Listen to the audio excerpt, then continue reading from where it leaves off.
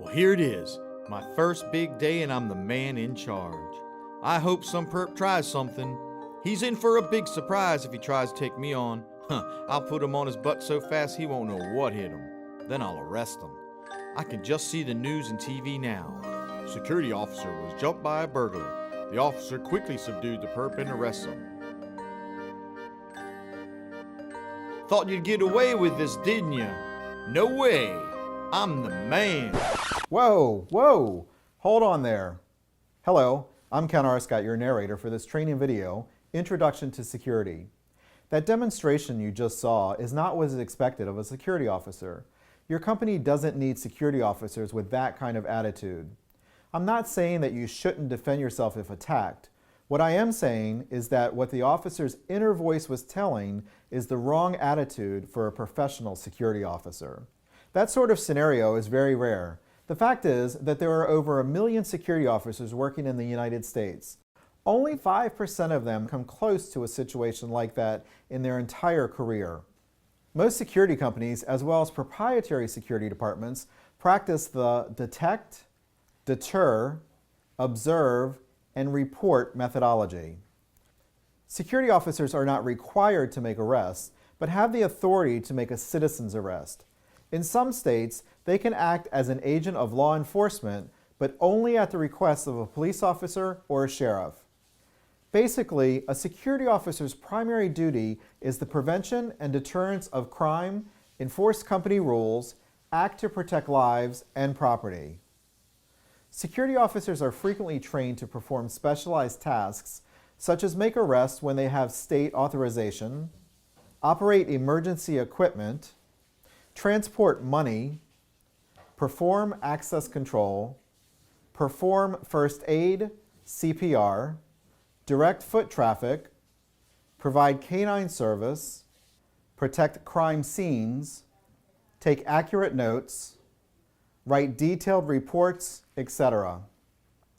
Due to elevated threats of terrorism in recent years, most security officers are now required to have bomb threat training, such as how to respond to a bomb threat telephone call.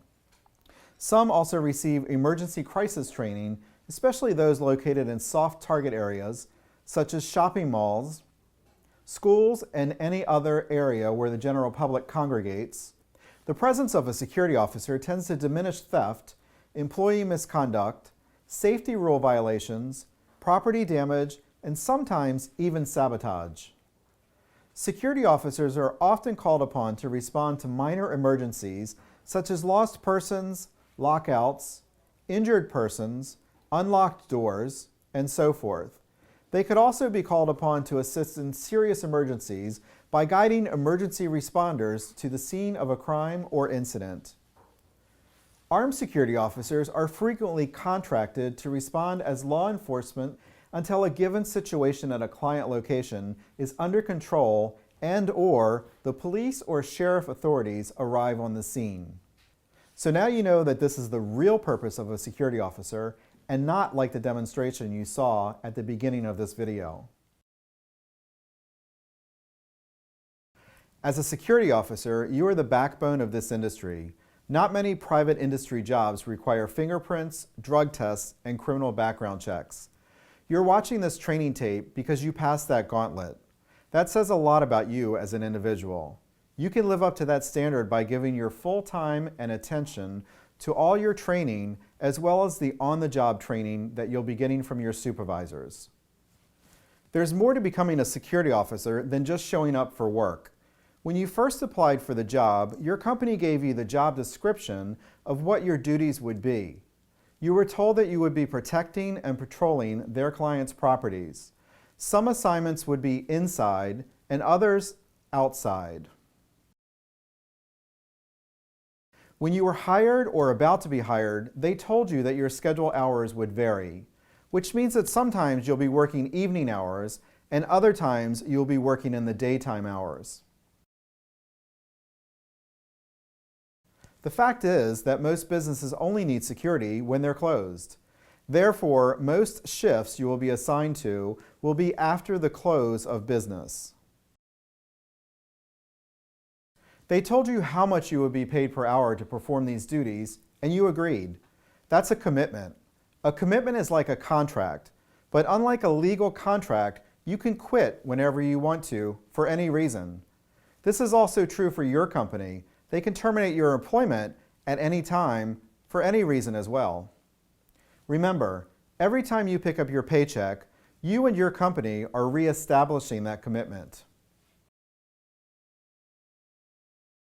Our goal in this training video, and should be your goal as well, is to develop professionalism and productivity. This in turn will improve your chances for increases in pay, better assignments, and promotions. Start by making yourself a pledge that you will be an honest and professional security officer. Keep focused on that goal, and it will not only make you a better security officer, it will have a positive effect on your personal life as well. The definition of a professional is one who has enough training and experience to master his or her job. In other words, take your security duties serious. Learn all you can about the post you're working, including the post orders. Studying is not the end of your learning curve, it's just the beginning. You don't become a professional by studying only a few hours and forgetting thereafter. You only become a professional security officer when you use what you are taught. Let's take a few minutes for an overview of these requirements. First of all, why are security officers needed in the business world when we have police? The problem is there are just not enough police officers to go around. In the old days, the king hired knights and palace guards to protect his castle. This is where the old adage came from, a man's home is his castle. Incidentally, that still applies today. Companies hire security guards to protect their businesses, their castle. The fireman can put out the fire, but the security officer prevents the fire from starting in the first place. The ambulance crew can take the accident victim to the hospital, but the security officer can prevent that accident from happening. The police can arrest a burglar, but the security officer can prevent the burglary from occurring. This defense is best accomplished by your being a deterrent. The business world also knows that the best defense against crime, fire, and possible injuries is to prevent them before they happen.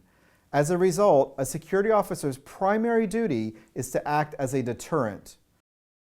What is a deterrent? The basic definition of a deterrent can be defined as the use of threats by one party to convince another party to refrain from initiating some course of action. We are not suggesting that you threaten anyone. But what you should do is show your presence in uniform. That's not a threat, but it does say that I am a security guard, I'm here, and if you do something wrong, I will take action. The type of action you take will depend on the circumstances, the law, and your personal safety. Assets are divided into three categories: property, people, and information. Now, property is defined as all things of value that the customer owns. Property can be stolen, damaged, or lost. People are defined as customers, employees, clients, and guests. Information is defined as documents, computer data, company secrets, etc. All three of these assets become your responsibility when you report for duty. Throughout this training video, we will be referring to assets directly and indirectly. The job of a security officer is important. Police and fire departments know this. They understand that when a security officer does an effective job, it makes their job a lot easier. Every day, more and more law enforcement officers appreciate the dedication and professionalism of a security officer. Security officers are in almost every industry, in shopping centers, office buildings, warehouses, banks, factories, government buildings, construction sites, and even prisons. Security officers can be on foot patrol, patrol cars, on motorcycles, and even horseback. They are in every state from Maine to Alaska, from Hawaii to Florida. The bottom line is wherever there are valuables or a large number of people, you will see security officers. Within the security industry, there are two categories of private security officers. Proprietary security is in-house security. These are security officers that are hired by a business or organization to protect only their property. The other category is security officers that work for a contract guard company. These contract companies have contracts with various businesses providing security personnel during specific hours. Depending on the client's needs, security officers can be armed, unarmed, on foot, in patrol cars, or at a fixed location. There are more, but you get the idea. There are all sizes of contract security companies, some with thousands of security officers and others with just a few. Keep this in mind, just because a contract security guard company is big, it does not mean that it's better. The fact is, smaller companies are able to provide better service. Why? This is because most larger companies are so big that profit becomes the driving force and the security officer becomes just a number. Whereas most smaller security companies know every security officer and every customer personally, and everyone's treated on a personal level. When you're assigned to a post, you're given some authority. This is not the same authority that police officers have. This authority is given to you through the Bill of Rights, which states that a person has the right to protect their property. This authority is passed on to the security officer when on duty at a customer's site. Security officers shall only allow certain people onto the property or in authorized areas. They shall allow only authorized vehicles to park in designated parking spaces, and they shall inspect cargo on trucks exiting the warehouse, just to name a few. We're now going to talk about a subject that has gotten more security officers in serious trouble than any other acts, and that is arrests. The legal definitions are a seizure or forcible restraint, an exercise of the power to deprive a person of his or her liberty, the taking or keeping of a person in custody by legal authority, especially in response to a criminal charge. A simpler definition is the taking of a person in custody or depriving that person of their freedom. The purpose of an arrest is to bring the arrestee before a court. Arrests can be made on both criminal charges and civil charges, although a civil arrest is a drastic measure that's not looked upon with favor by the courts. Security officers should never arrest anyone for a civil arrest, even if they have arrest authority. This is the quickest way to get sued. Leave those cases up to the city, state, county, or federal government. An arrest may occur by touching or putting hands on the arrestee, by an act that indicates an intention to take the arrestee into custody and that subjects the arrestee to the actual control and will of the person making the arrest, or by the consent of the person to be arrested. There's no arrest where there is no restraint, and the restraint must be under real or pretended legal authority. You are under arrest could be constituted as an arrest. The federal law states that any citizen may make an arrest for a felony crime committed in their presence. A citizen may not arrest someone who commits a misdemeanor. Just because you're a security officer does not mean that you have lost your rights as a citizen. However, as a security officer, you have to be extremely cautious when you consider using this alternative.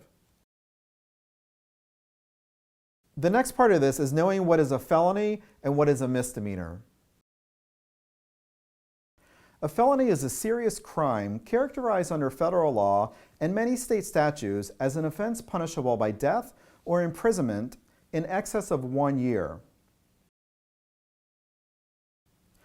Misdemeanors are criminal offenses lower than felonies and generally punishable by fine, penalty, or imprisonment less than a year.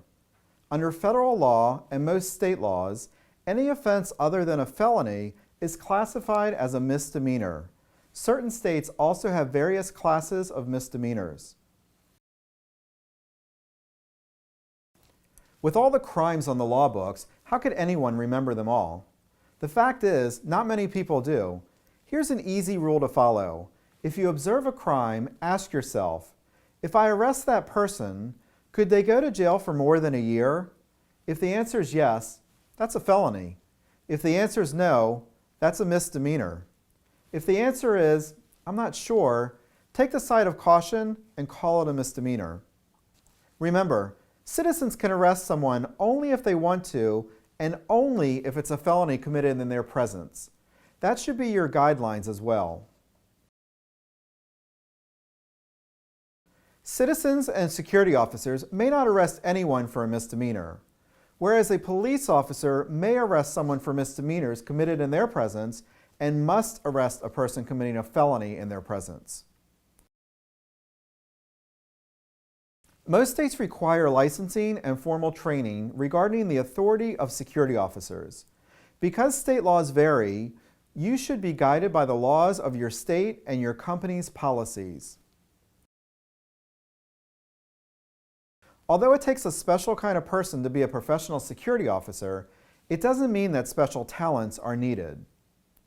A security officer is constantly interacting with people. The following attributes are needed to be a security officer. You must have a good attitude, have a good attendance record, give your full time and attention to your duties, conduct yourself in a professional manner, develop observation skills, be dependable, always present a clean appearance, maintain a personal discipline, be a proficient report writer, and stay physically fit. When you put on your company uniform, you not only represent yourself, but represent the company, your fellow officers, and the customer. So it's imperative that you have the right attitude. To do this, you have to want to be a security officer, you have to want to help people and protect the customer's assets. Don't act like a drill instructor. A sure way to fail as a security officer is to constantly boss people around. There may be times when you have to be firm, but there's a big difference between being firm and being bossy. A security officer must be courteous at all times, even if provoked. There's no place for a hot-headed security officer or security officers that lose their tempers easily. Once you lose your temper, you've lost all effectiveness and put yourself and the company in jeopardy. A security officer is usually the first person visitors and employees see when they come onto the site. The way you look and treat people has a lasting impression. The way that they judge you is the way that they will judge your company and all of the other security officers. A security officer must be honest. Security officers protect millions of dollars in property and equipment every day.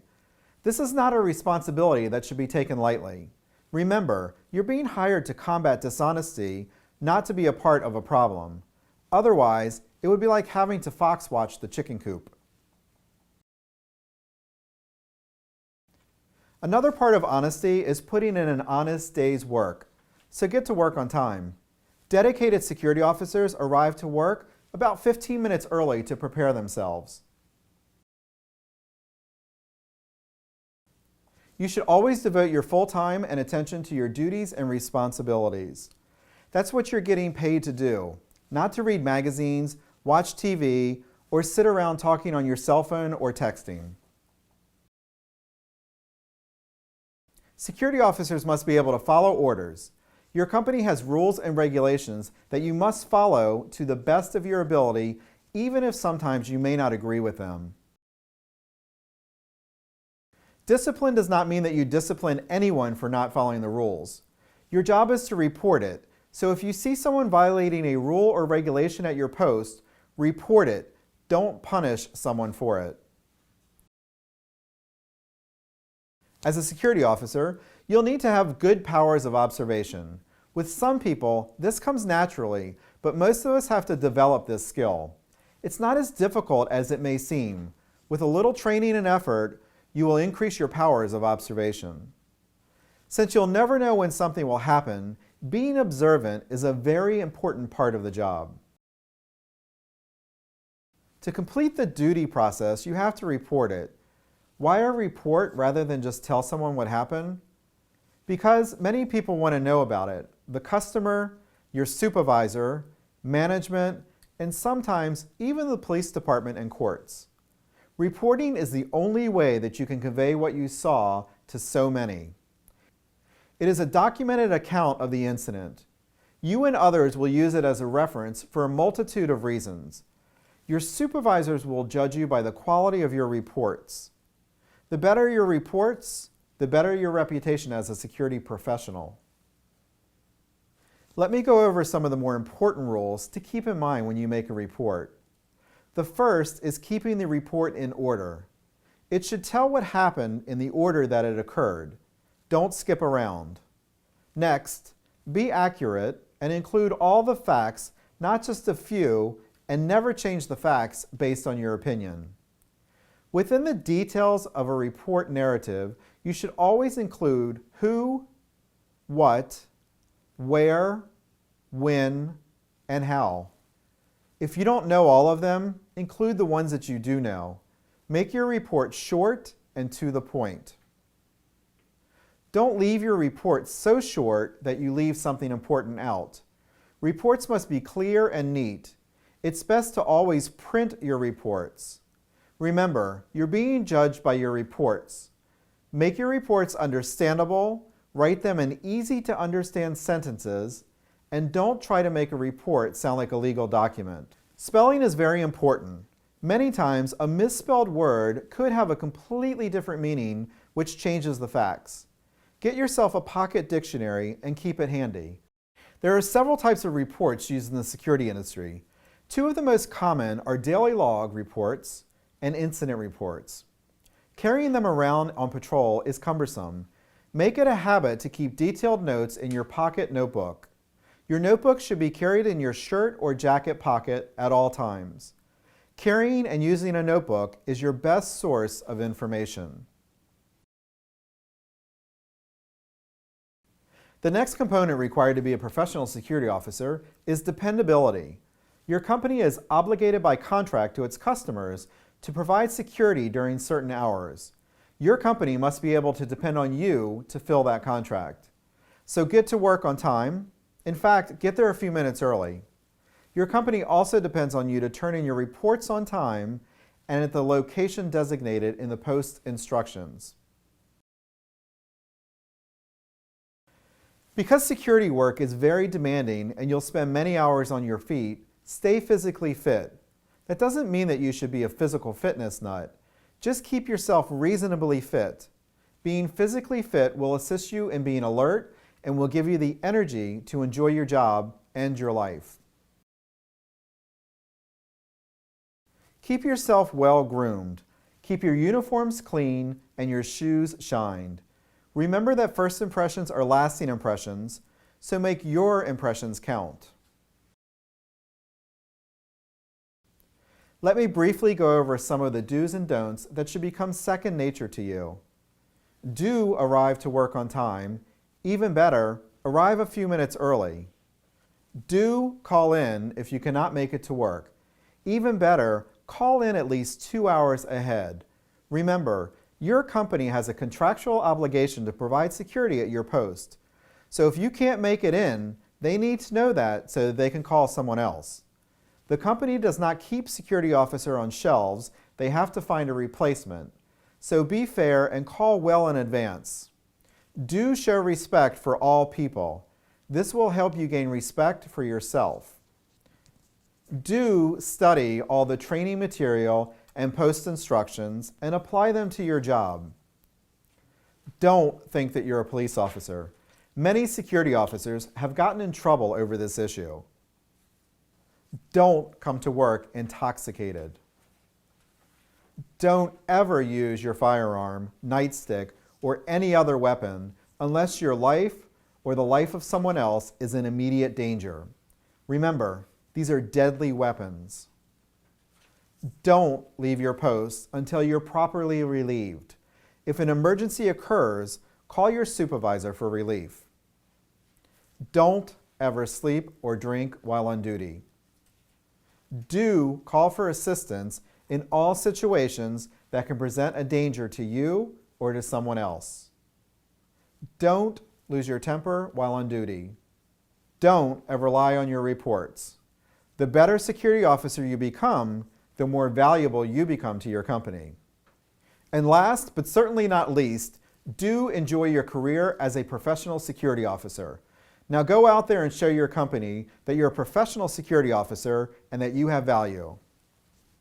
This concludes the training video for Introduction to Security.